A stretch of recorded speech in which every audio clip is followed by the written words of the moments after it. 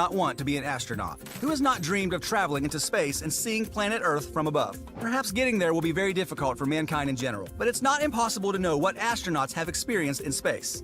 To really learn about this topic, today we will talk about the things astronauts have seen in space. Strange sightings you may never have thought you'd know about, and even less so from their own witnesses. Although they are legitimate, they are also creepy, and we hope you'll be surprised. What's the strangest thing an astronaut has ever seen? Without asking one directly, we can say that an alien would be the most obvious answer. However, the reality is different, and here we present it to you. You know the strangest and most inexplicable things only seen by those who have reached space. Number 10. Strange lights in space. These lights were seen by Leroy Chiao, an astronaut who commanded the International Space Station in 2005. His crew confirmed the same thing. They were strange lights in space. The description Chiao gave was pyramid-shaped lights. The sighting occurred as the lights flew past them. Number 9. Something is in the spaceship. Scientists have shown that, in space, sound can hear it roar, but in space, this is impossible. So the story told by astronaut Yang Liwei is amazing. It happened on an expedition in 2003. This astronaut was one of the first to be sent into space by the Chinese program. While sitting in his shuttle, he reported hearing a thump. According to his description, it was as if someone was outside the ship hitting it. It sounded like it was an iron object. But it didn't all stop there. The great thing about this story is that this man so did other Chinese astronauts between 2005 and 2008. They reported sounds similar to those detected by Liwei in 2003. Number 8. Someone is watching us from space. This story was told by Neil Armstrong, the famous astronaut who first stepped and walked on the moon. Despite being accused of being a fake visit to the moon, the story this astronaut told is fascinating. It happened on the famous Apollo 11 mission in 1969. After the lunar landing by Armstrong, NASA confirmed that he lost contact with the crew. This for about 2 minutes. However, NASA has revealed that it received secret messages from the astronaut. These describe a strange situation to interpret. It was apparently another spacecraft that landed on the opposite side of the crater. From there, it seemed that they were watching the Earth. Number 7. Something was shining on the moon. Alan Bean, a NASA astronaut, claimed to have seen something shining on the moon. Although there are not many explanations for this, it is still strange. More so on a surface where the absence of light predominates. Number 6. A snake in space. The story is one of the most interesting about sightings in White Snake. Its length was about 2.44 meters. But what's even stranger is that he saw it floating in space. Some have asked him if it really was a snake or space pollution. For example, a hose that had come loose and started floating because of the lack of gravity. However, Dr. Musgrave is very confident about what he saw. Number 5. Dead animals floating? This story surprises you just by listening to the statement. However, it doesn't sound so scary when space history has shown us that the first beings sent into space were a dog and an ape. However, these expeditions were a failure. The possible result is that these animal carcasses are floating in space. Number 4. UFO fleet. It was not 1, not 2, not 3, but several UFOs in one place. This has been explained by astronaut Gordon Cooper, who saw a fleet of UFOs while flying. The space professional had made expeditions on the Mercury 9 and the Gemini 5. His claims claim that he saw several UFOs together when he flew with the United States Air Force. Without knowing it, this situation was repeated again, 10 years later, but this time in space. He also explained that in the year 19...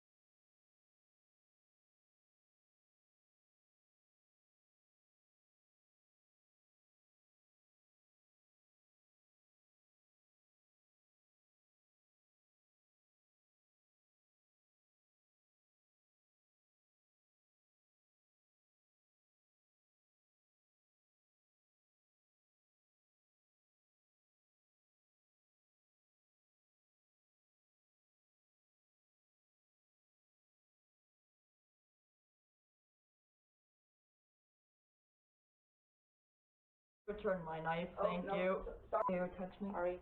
Splinter's back is we.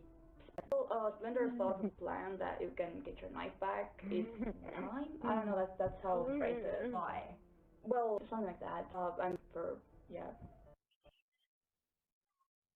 I should have celebrated that with you. I was gonna go on a killing spree and try to break my record, which is fine. Lovely day. I have no idea. Why did you agree to this? Why didn't you just? I thought actually maybe it would be kind of like nice to know. Oh my god, here we go again. Come Jesus. on. Fine, Slender, I'll play a... I don't do this because I... Yeah, sure. I mean, we can. Yeah. You're gonna go. Okay. Go. Recording this again.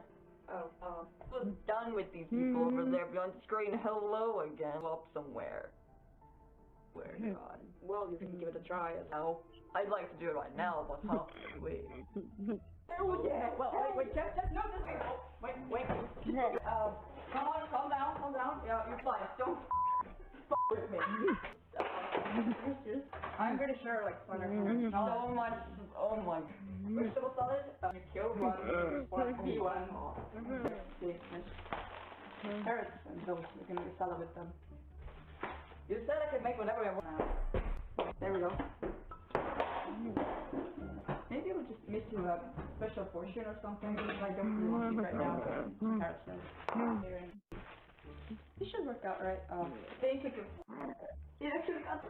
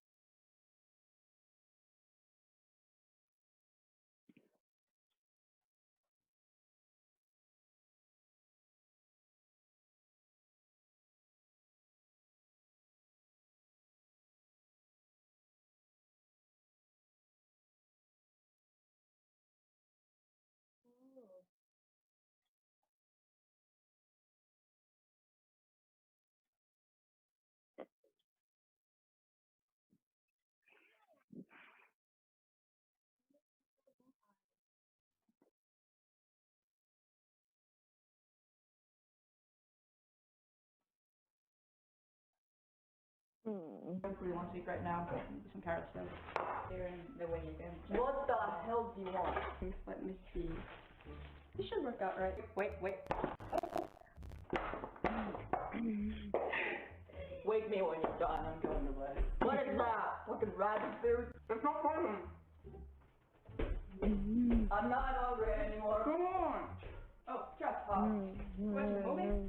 Well, people usually like eat snacks during movies, so I watch movies together in any case. Like, why? I mean, come on, we're supposed to like spend the day together, so it's just watching some movies. Somebody what's a good word thing these days? Wait, horror. But, yeah, horror. But I would like to see some adventure movie or something. No, watching horror, my Just choice. was watching horror in the middle of the day. Yeah, come on. Because it's me. No, yeah, but you can do horror in the middle of the night. You know? What the f? Horror movies aren't even scary. They're just fun to watch when people die in them. No, but I wanted to see an adventure movie. Horror. Come on. Just no. I wanted. Usually I would do an adventure movie. Horror movie. No. Give this to me. Do it. No, Jeff. For once, let me choose something. What for once? You didn't even let me choose if I want to be in trouble or not. You What? took over fuck your responsibility. Why didn't you choose our parents to be dead? Shut up! 2 hours later. Yes, we're not watching a horror movie. You don't do that with your. I got my legs too. Why are you? I am gonna throw you with this piece of bread. If you don't stop it, Later. adventure movie. Horror movie. Not adventure. Horror. Guys, you like horror movies? No. Horror is a love. Don't listen Let to me him. tell you.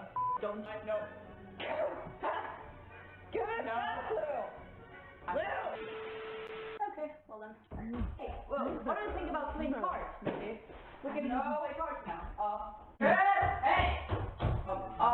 throw up the cards.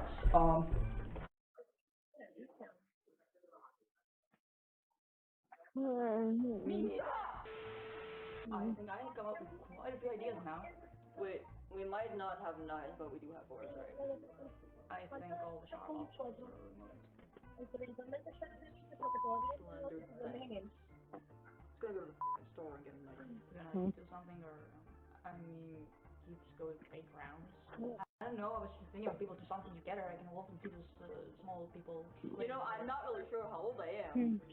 But like, I'm definitely not a kid anymore. But let's go around on a playground. Well, that's what I like to hear. Let's just go. Don't stand up, I guess. Never touch me again. I'll steal Toby's ass, god damn it. What in the fuck's wrong with this?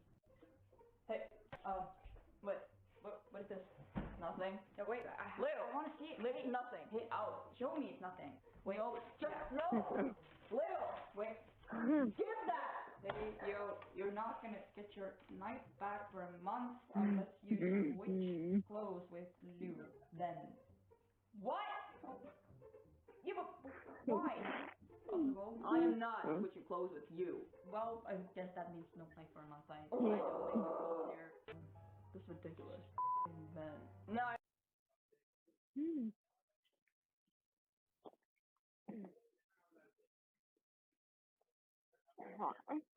if you're wondering, no, we did not switch by our free will. Sam Ben did his teleportation glitchy thing, whatever, and he got us to where? You, I should probably. And I listened to be so protective of everybody because I'm Moses.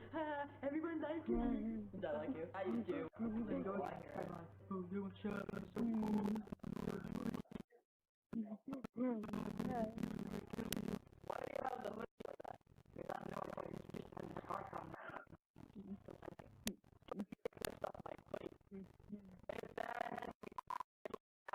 Something I want to talk to you about. That's some bullshit.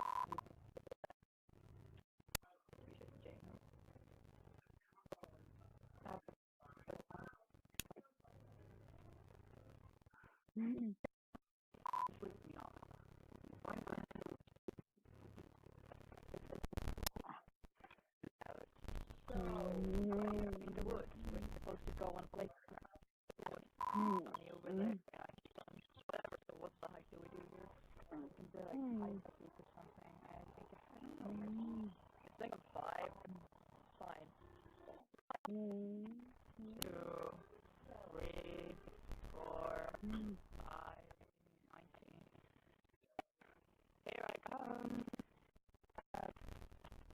Back up in there.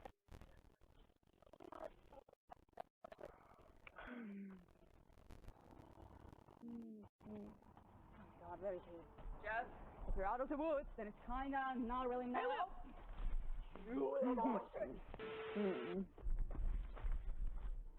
Took you a while. Well, I kinda ran in circles at some point because you chose some stupid way of fast and just went with it. Or maybe it's just because you're getting old and slow. Slow, eh? I did not make it here too late. Yeah, I've been sitting here for the past 7 minutes. You know, it's actually been quite fun. Oh, really? It's fun. Give me my knife back. It's not in my hand, anyways. Little listen here, you're gonna go get my knife back. No, I don't think so. I think you have to work for gold, Jeffrey. They ask you how you are. I'm not gonna give your knife back. Yeah, you are, because you agreed to this. Doesn't mean I will not take your knife away. Go get it. And I will not do anything. Go get it. Knife to be taken. Go get it. It's your responsibility. Oh, now it's my responsibility, huh? Now it is. What about 4 years back, huh? This bitch is really not listening to me like he should. For once, for his actions. I mean, when he's not gonna take it, fine, I took it in the first place because I didn't think you were mature enough, or well, I just want to protect you. And you know that. Somebody please finish off for me. Thanks. Oh, whoa! I think you should put that one away. No. I can't move anywhere. Oh my god. Oh, no. You're trapped, Lou. You're trapped, Lou.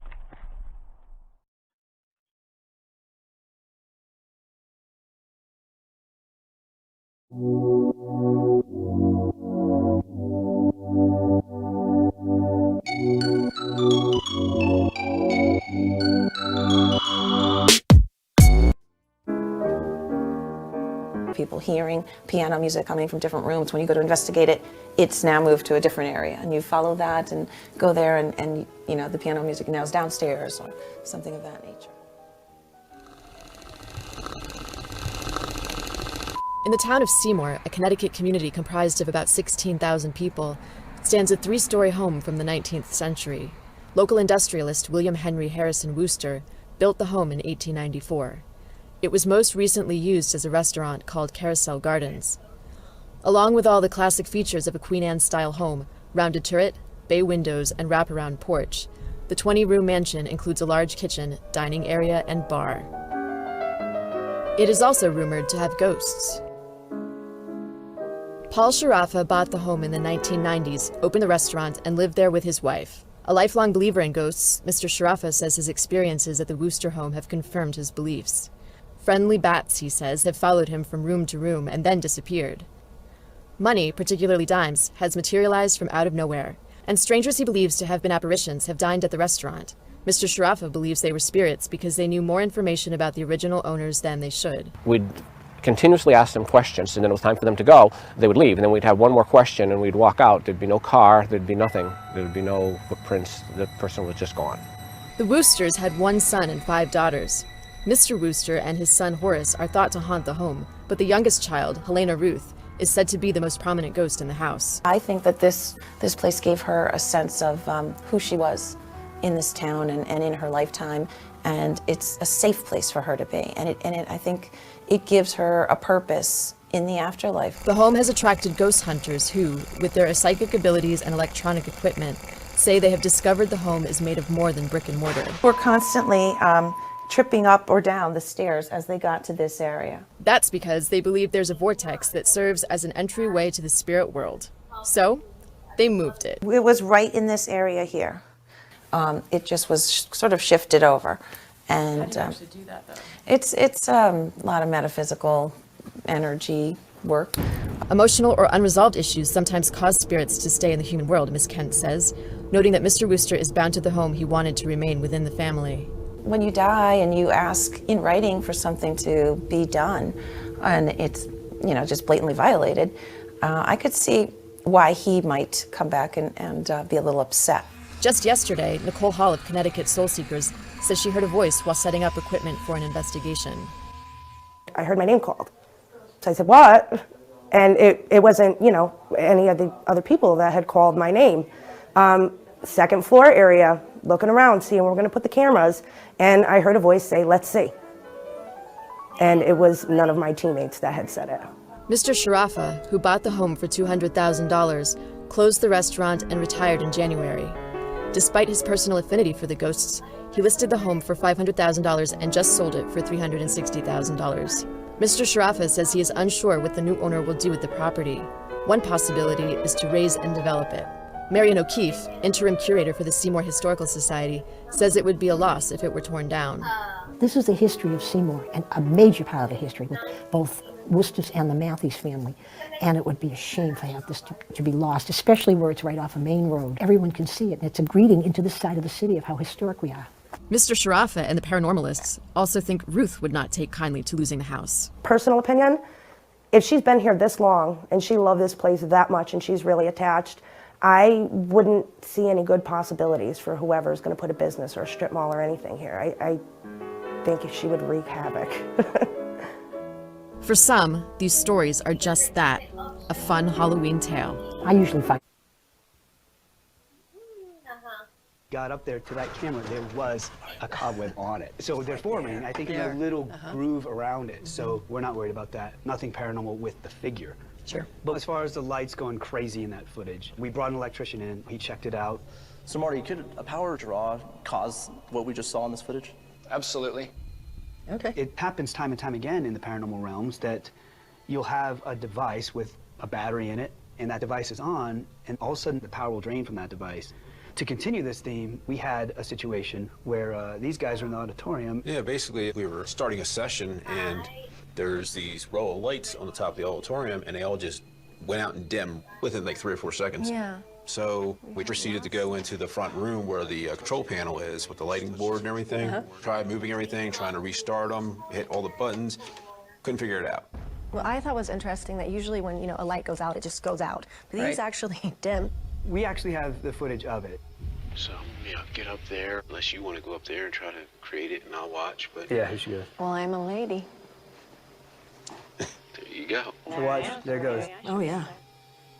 So do you think that it pulls this energy, which gives it more power to We feel make that's a what I was noise, doing you know? that night. We kind of noticed in our own investigation this happening a lot. We had flashlights, fully on, ready to go, turn off, and then turn back on. Video cameras turning on. We started to say, you know, let's test this out. So we got this device called the Tesla speaker. You plug it in, and what it's doing is it's pumping out a lot of energy into the air. And then we put 5 different flashlights out, just trying to put an energy source for this entity to work with. And we had a voice recorder, and we put that down there too. We're asking for names, we're trying to see if anything can happen. And then we realized, like, none of the lights are turning off, nothing. We're like, what's going on? And then our investigator, Brandon, realized that the voice recorder had drained. What the heck? So while this was happening, we caught some voices. I'll play them for you. Okay. Piece of crap. See this area? Uh-huh. Isolate it. You can listen on headphones. That was pretty clear. I thought it was you saying something. He wasn't even there. Gosh, that's amazing. Strange, right? How it says goosebumps up my spine. clearly a voice. That we Yeah. wanted to show it to you for how strong it was rather than for what it was saying. I hear something negative, like, no, we don't. Yeah, yeah. Then we got this one. See how close that was to the microphone? Here, I'll let you listen on the headphones, okay? Go ahead.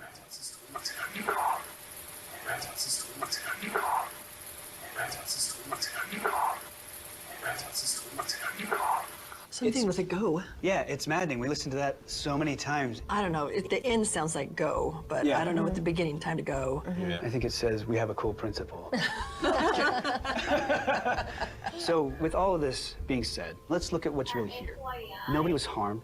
Nobody was attacked. In fact, 2 of our investigators had some pretty amazing experiences here. Okay. So our investigator, Mustafa, was in the gym with Brandon. He got to the point where he was on one side of the bleachers and Brandon was on the other, and he felt like something was sitting near. It's right above him. Like, could feel it. And then he felt like somebody was holding his face. Not in a bad way, just like a grandma would, you know? Yeah. And then he felt like the sensation wrap around him, like somebody was hugging him. And he said that was nice. Yeah. Now, our investigator, Rochelle, she went in the gym, had the same exact experience, except the hug was from behind. She even felt on the face, and then the hug came from behind. Oh. So, I mean, that's crazy. The only experiences we had were people reaching out to us, or quite honestly, giving people hugs. Like, I can't imagine it being more positive than that. Very positive experience, this whole building. Right. You know, even though a place may have activity, it's not bad. Yeah. I really feel like your school spirit is quite literally alive and well. And Yeah. you know, I think you might literally have some school spirit here, and it couldn't be in better hands. You've got the right mentality, and if you ever need anything, you can always get in touch with us. We'd love to come back. Yes. Great. Yeah. All right? Thank you. Thank you, Lisa. You guys are great. Yeah. Thank you for Nice coming. meeting you. Appreciate it. It's nice Thank meeting you. you. Very Thanks for nice being meeting To the A&E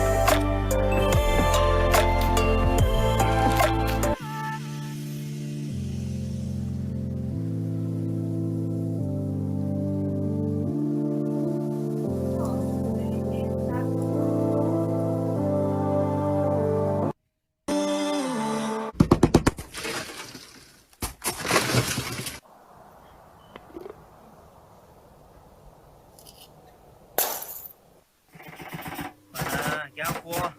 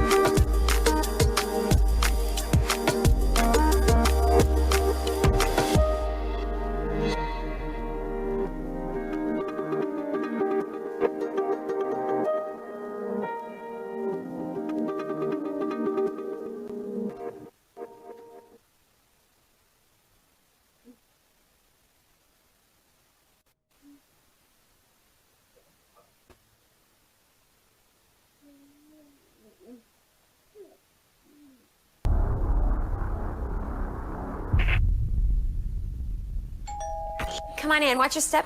Okay, so it's a 3-bedroom, 2-bath. The house has just been put on the market. I love this vaulted ceiling. That is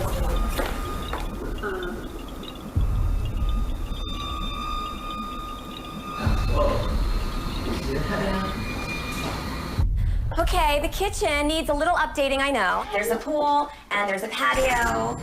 Okay, did you just what? Oh. That's weird. And the living room. How come they're moving? What, suddenly? You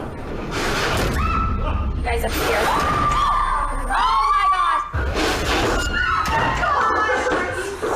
Oh my gosh! Okay, so this is the master bedroom. The hardwood throughout. Okay. But the bathroom has been updated. This whole house needs some updating. Yes. Yeah.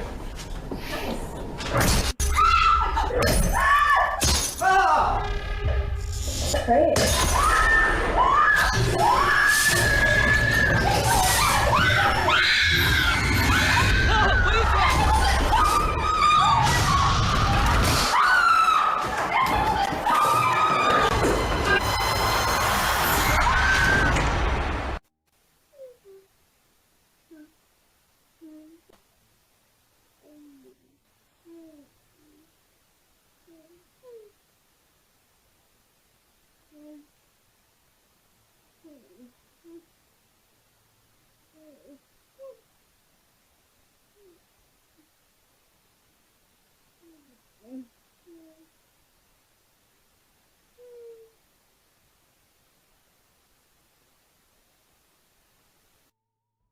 Voice, don't turn out the lights.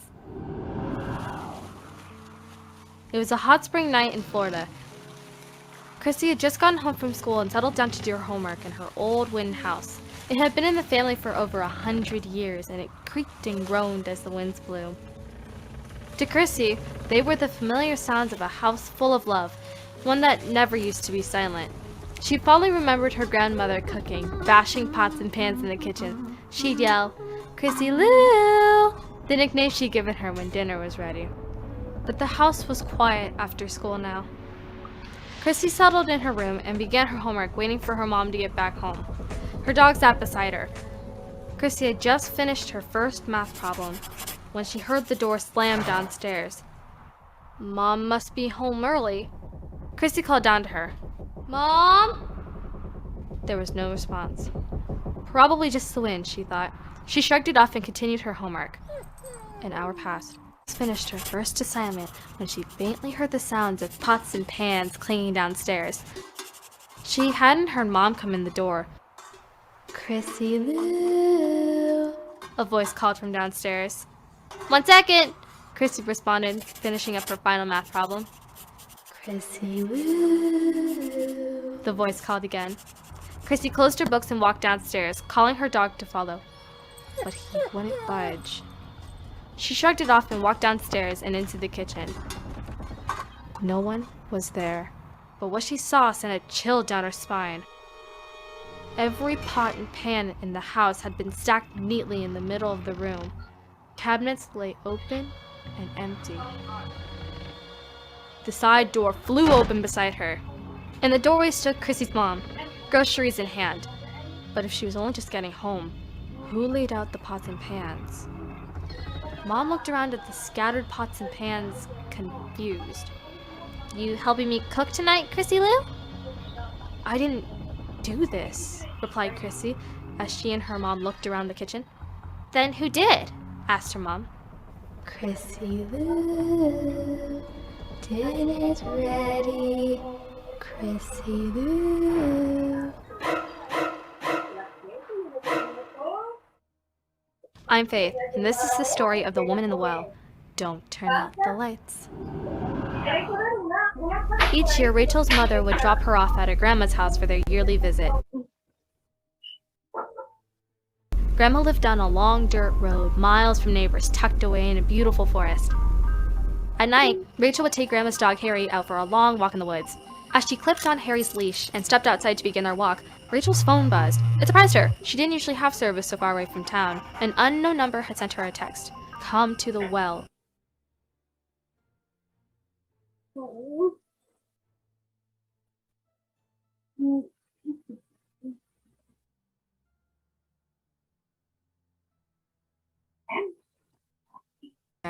She tried to respond and ask who it was, but a message wouldn't go through.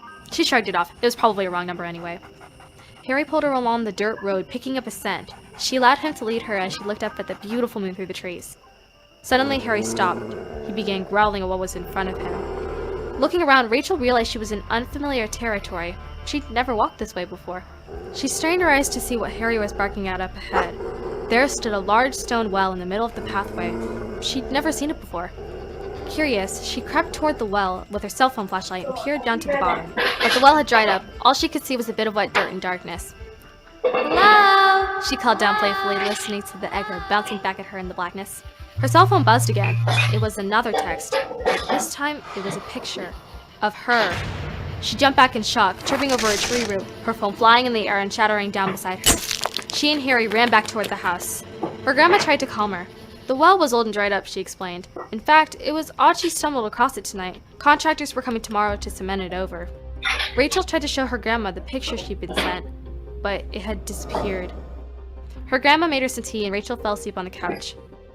Early in the morning, she was awoken by the sound of a cement truck backing up and her cell phone ringing incessantly. Half asleep, Rachel picked up her shattered phone and held it to her ear. Hello? She answered. Come to the well, said a voice on the other line. They're burying me. Rachel leapt up and ran as fast as she could, but she was too late. The cement truck was driving away and a pile of gravel lay where the well had been. Hurriedly, she picked up her phone and dialed back the number. It rang. Then she heard a ringing on the other line. The ringtone emanated from the ground deep, deep below her, buried in the darkness.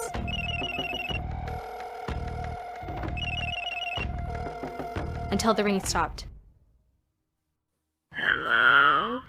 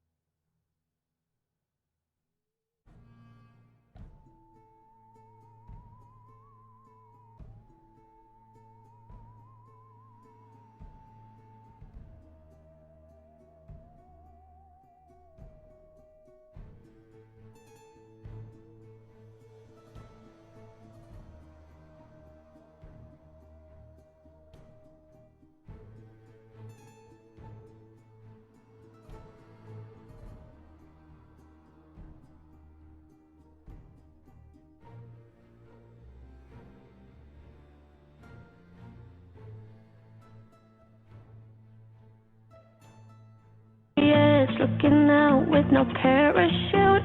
You know I'm dreaming about us too, playing around without a clue. On the edge, cleaning out. With us it's all or nothing. Oh, but get down in more of you. With us it's all or nothing. But get down in more of you. You say you're doing night, but in the morning you're just sleep. With us it's all or nothing. Oh, but get down in more of you. With us it's all or nothing. But get down in more of you. You say you're doing night, but in the morning you're just sleep.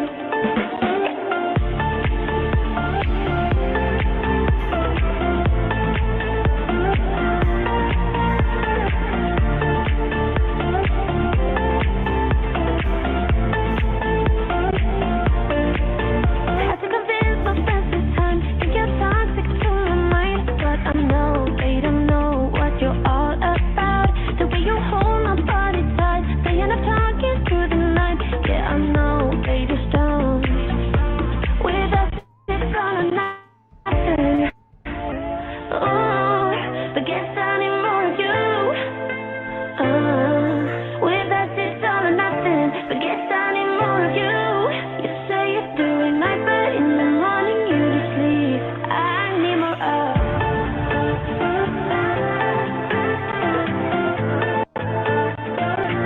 With us, it's all or nothing. Oh, but get down in more of you.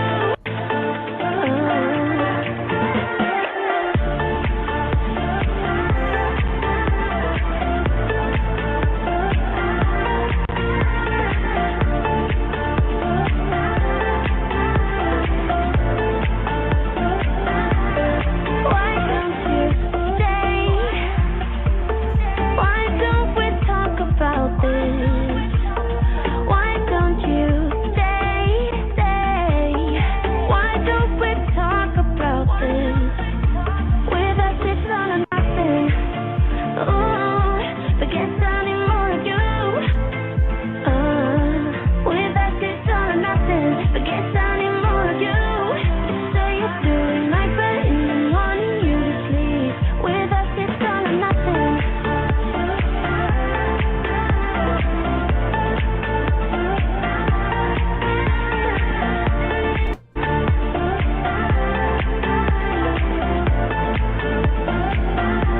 With us it's all or nothing. Oh, but get down in more of you. With us it's all or nothing. But get down in more of you. You say you're doing night, but in the morning you just sleep. With us it's all or nothing.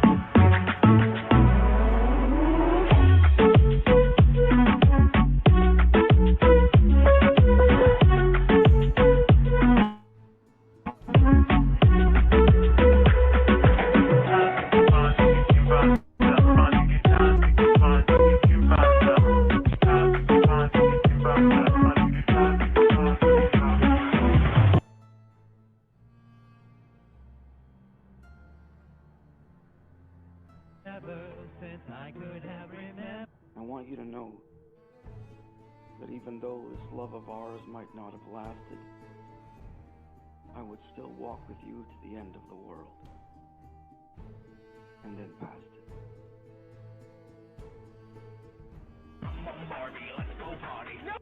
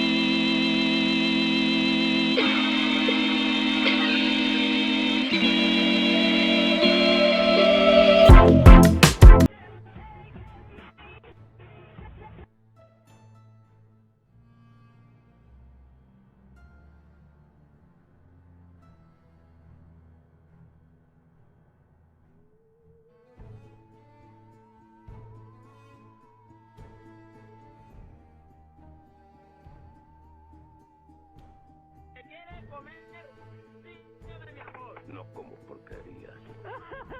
¿Porquerías por qué? ¿Porquería yo? Con flores, te llevaste mi tristeza con colores.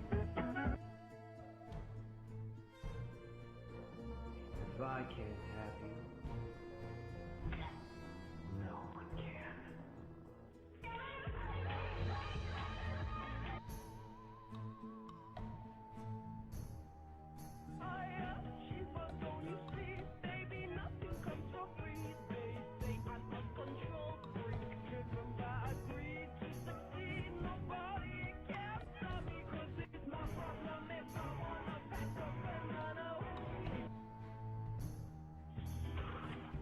Jane.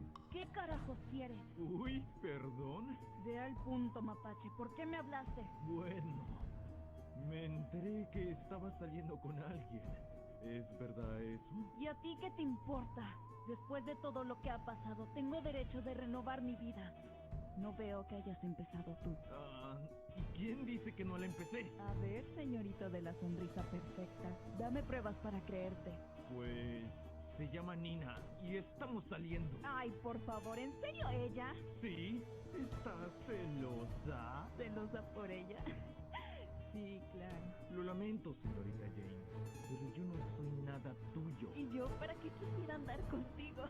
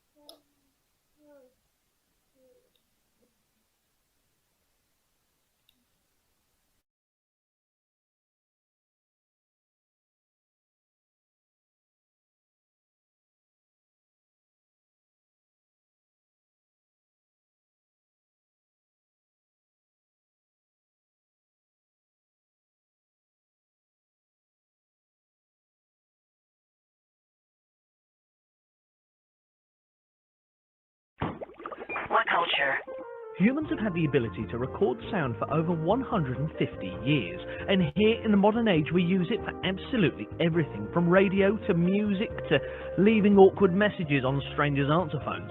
However, throughout time there have been reports of odd ghosts on the machine and some truly creepy and terrifying audio recordings out there. From horrific phone messages left by serial killers to terrifying recordings taking place in the middle of disaster zones. Each of these entries are as fascinating as they are terrifying. Please note that some of these recordings contain extremely disturbing content, so the faint of heart and easily scared should proceed with caution. I'm Cal from WhatCulture.com, and this is 10 creepiest audio recordings ever made. Number 10. Chimpanzee attack 911 call. In this call, the woman is hysterical, and rightfully so. After seeing her pet chimpanzee attack and begin eating the face of her friend, within the call you can hear the chimpanzee call out, and the woman distressfully begs for the police to shoot and bring her chimp to a permanent end. After, in her words, he's pulled her apart and now eating her. The police! What's the problem there? The chimp killed my friend! What's the problem with your friend? I need to know. The police come! With a gun! With a gun! He ripped her face off! He ripped her face off? This call is one of the main pieces of evidence for prevention of domesticating apes. Number 9. The sound of Saturn. This audio recording is totally otherworldly, taken from the planet Saturn.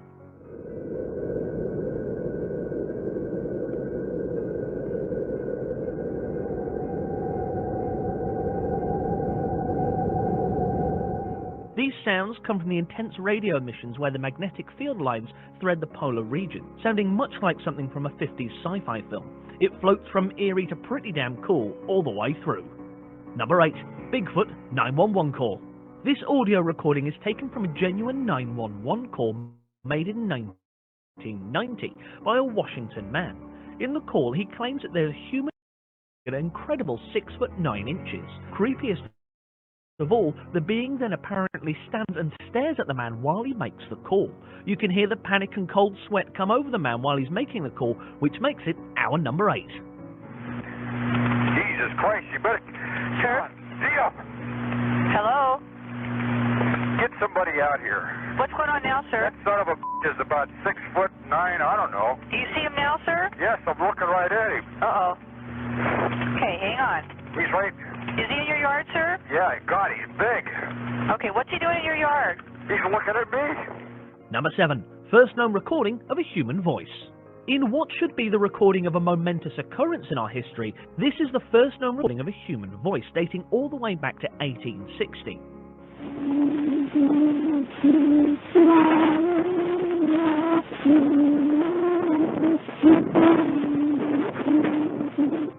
While it's fascinating to hear the audio of someone from so long ago, in today's standards of recording, it's also absolutely terrifying and creepy thanks to the unnerving sound quality.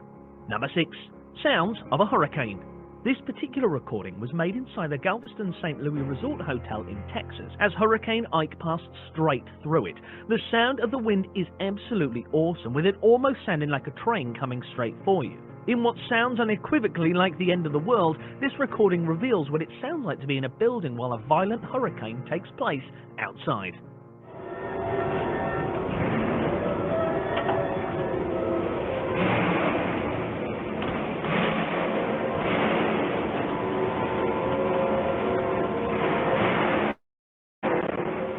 Number 5. The original Night Stalker.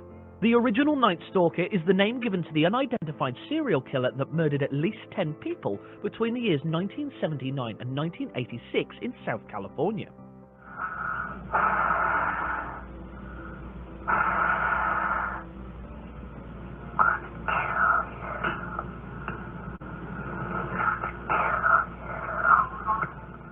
This is the audio recording and the message left on one of the victim's answer phone messages, which police have been given to believe is the true voice of the mysterious Night Stalker. Although disturbing, it's almost a stereotypical movie call from the serial killer, but it is in fact a true call that makes it even more unnerving. Number 4. Aztec Death Whistle. This piece of audio depicts a reconstruction of what a variety of Aztec whistles sounded like. First, and the most chilling, has been nicknamed the Whistles of Death, as they are believed to have been played shortly before a victim was sacrificed to the gods.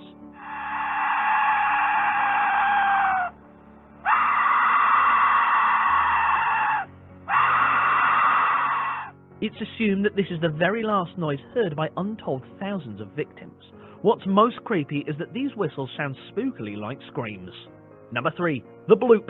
Possibly the most famous of deep-sea recordings, the bloop has long mystified scientists and its true origins.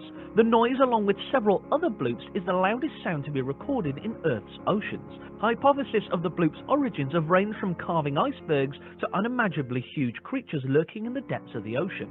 Either that, or a diver had wind.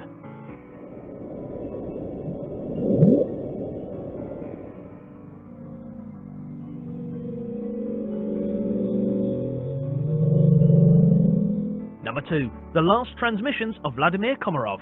Vladimir Komarov was sure that he was not going to survive his journey into orbit. The space vehicle was shoddily constructed and untested, and Komarov knew it wasn't ready yet, but was more like a soapbox derby car than a space shuttle. However, he chose to go anyway, as it would have been his best friend Yuri Gagarin that was the backup pilot and would have had to go in his place.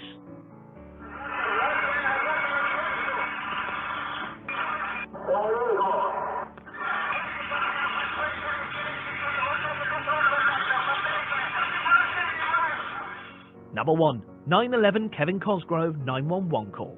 On September the 11th, 2001, the world stood in silence as the Twin Towers came falling to Earth, taking hundreds of lives in one of the most devastating terrorist attacks in history.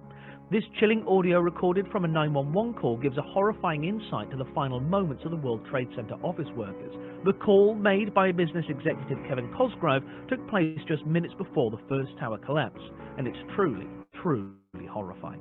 Smoke, right there, 105, 2 power. All right, sit tight. We'll get to you as soon as we can. There's some staying up. The smoke's really bad, man. It's barely leave. That's all we can do. All right, what are you guys up to? We're getting there. Doesn't feel like it, man. I got young kids. I understand that, sir. Well, hey, we're looking at financial center. The 3 of us, 2 broken windows. Oh, God! What's the eeriest piece of audio you've ever heard? Let us know in the comments below. I've been Cal from What Culture. You can follow me on Twitter here, and don't forget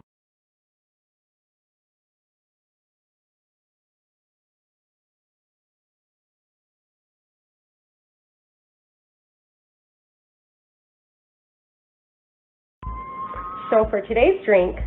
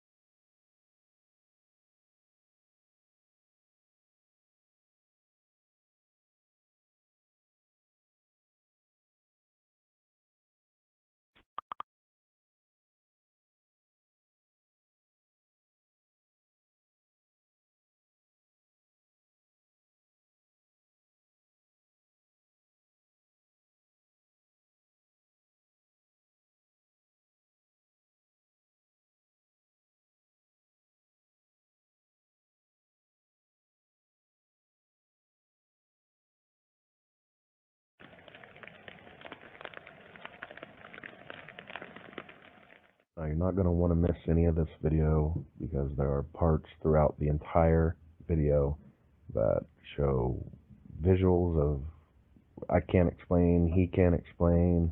There's audio of noises from something. Eric!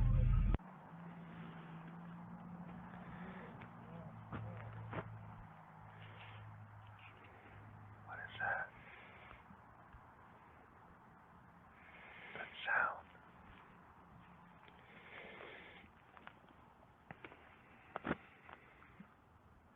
Back over there.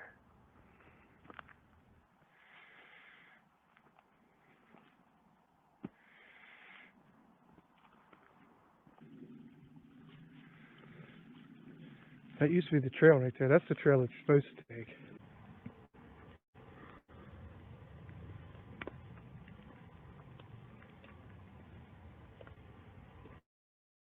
We have a lot of bones. A lot of hair. I would say these are probably from deer. Several of them. Ripped apart. Looks like they're ripped apart pretty good. So after seeing the bones and everything, we decided to continue down to the cave, the Hozak's cave. We had gotten permission to be able to actually fly a drone out at the park as long as we stayed away from any of the public areas like the lodge or cabins or even the campgrounds.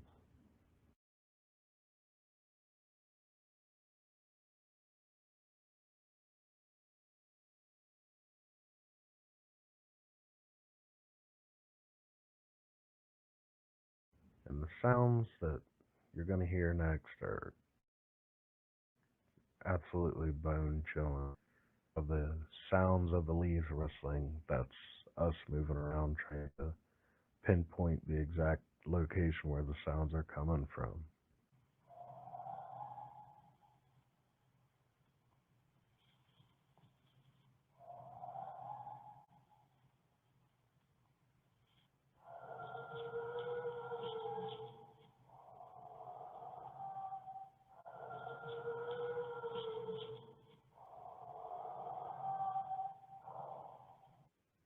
Now at this point, I decided to take the drone up. I adjusted the settings on the camera to make the lights light and the darks really dark, to try to get anything to stand out. So the picture's not that pretty, but we're trying to pinpoint sounds, see if we can see anything at all. And we actually do, and we're going to slow it down and show it a couple times. And I don't know, you guys be the judge of it.